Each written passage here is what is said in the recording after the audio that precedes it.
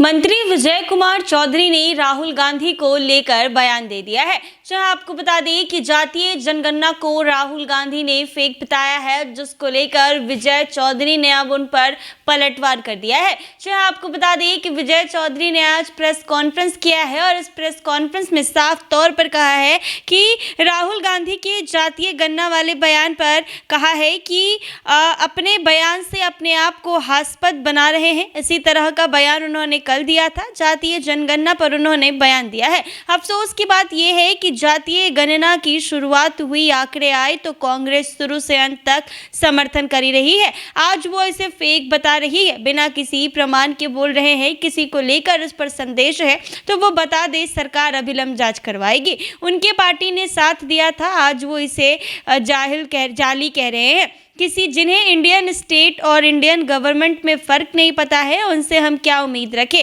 बार बार राजद के नेता ये दावा करते हैं ये हम करवाए। हमने तो विधानसभा में कहा है कि सारे दल के सहयोग को इसे करवाया जा रहा है। ऐसे में क्या कुछ कह रहे हैं विजय कुमार चौधरी, वो जरा सुने आप लोग।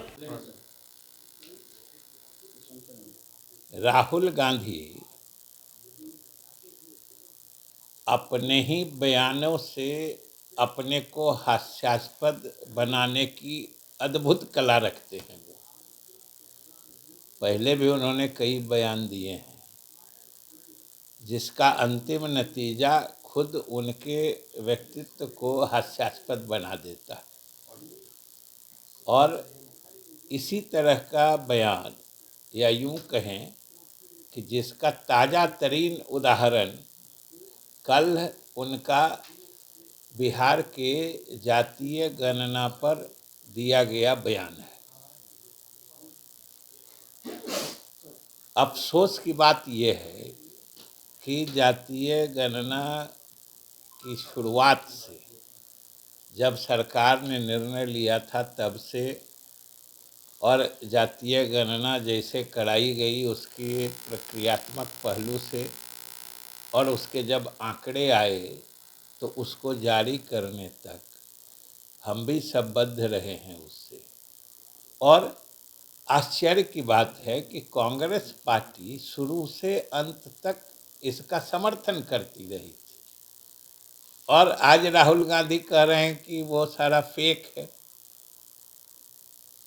और अफसोस की बात है कि बिना किसी प्रमाण के, क्योंकि सरकार ने खुद उस समय से कह के रखा है कि अगर जातीय गणना के आंकड़ों में किन्हीं को कोई संदेह होता है, कहीं विसंगति दिखती है, किन्हीं का कम लगता है, किसी का अधिक लगता है, किसी भी तरह की विसंगति अगर किन्हीं को महसूस होती है तो वो बता दें, सरकार अविलंब उसकी जांच कराएगी। ये उस समय से विधानसभा से लेकर सारे जगह सरकार ने खुले तौर पर कह के रखा है, और आज तक एक भी आंकड़ों के संबंध में एक भी आपत्ति विधिवत नहीं दी गई है।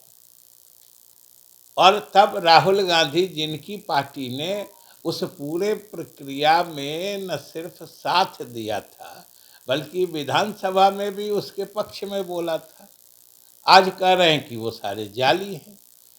तो भाई ये तो सिर्फ मतलब उनके व्यक्तित्व की बात है।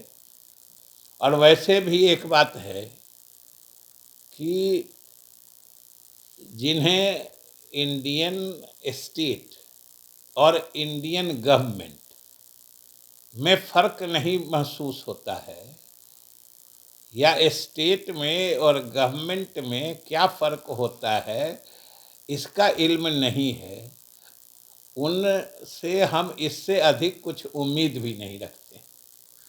अभी तक क्या लगता है कि बोल कर गए हैं कि फेक है, इसके पीछे वजह आपको क्या लगती है? क्या कोई खास रणनीति है? क्योंकि उनके सहयोगी आरजेडी के तेजस्वी यादव बार बार ये क्लेम करते हैं कि भाई हम लोगों के 17 महीने के कार्यकाल में ये हुआ, बार बार।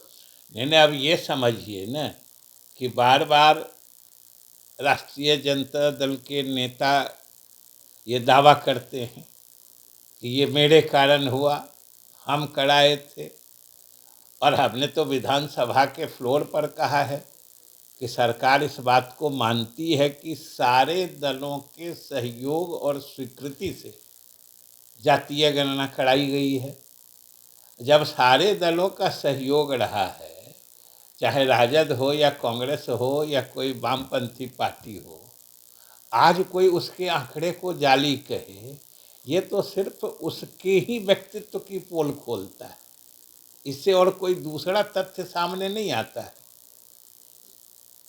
बार बार एक चीज और बोलते हैं कि संविधान खतरे में। कल भी वो यहाँ आए, उन्होंने लगातार इस बात पर जोर दिया कि संविधान को आप लोग को बचाना है, खतरे में है। अब यही तो है कि अगर एक लाल और काले रंग की डायरी हाथ में रख लेने से संविधान का पूरा ज्ञान प्रदर्शित होता है, तो उनको ये भी न कहना चाहिए कि संविधान किस मायने में खतरे में है। क्या कि संविधान के मूलभूत सिद्धांत क्या है, मूलभूत माने उसका लक्ष्य क्या है, संविधान कैसे समाज की स्थापना करना चाहता है, उसमें अगर कहीं कोई दिक्कत है तो हम लोगों की पार्टी और सरकार तो हमेशा संविधान के हर मूल्य को सुरक्षित और संरक्षित करने को तत्पर रहती है। तो वो बार बार कहते हैं खतरे में है, तो क्या खतरे में है ये भी बताना चाहिए। सर एक हो सकता है आप वित्त मंत्री देखिए, अगर ये आपको पता चला है, जो समाचार पत्रों में भी आया है, तो यह तो स्वाभाविक गति है ना। ये तो हम लोग जो 2005 में जो आकार था बजट का, उसको हर साल बढ़ाते गए हैं और पिछले साल 2,82,85 करोड़ तक पहुंच ही गया था। तो इस बार 3 लाख क्या 3 लाख से अधिक का भी हो सकता है। तो सर आम बजट से क्या उम्मीद है जो भारत सरकार पेश करने वाली 1 फरवरी को? बिहार को क्या चुनावी साल और माना जा रहा है कि बिहार सरकार... भाई पिछले दिनों का तो हम लोग का अनुभव रहा है कि भारत सरकार बिहार को हर संभव मदद देने को तैयार है, और ख़ास तौर से उसका ज्वलंत प्रमाण हम लोगों के विभाग को दी गई मदद है।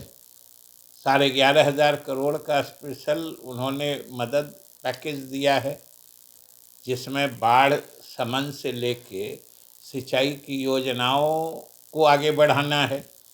तो सरकार ने यानी केंद्र सरकार ने तो अपना रुख शुरू में ही स्पष्ट कर दिया है कि वो बिहार को हर संभव सहायता करना चाहते हैं, और हम लोग भी उसी उम्मीद और आशा भरी नज़रों से आने वाले बजट को देख रहे हैं।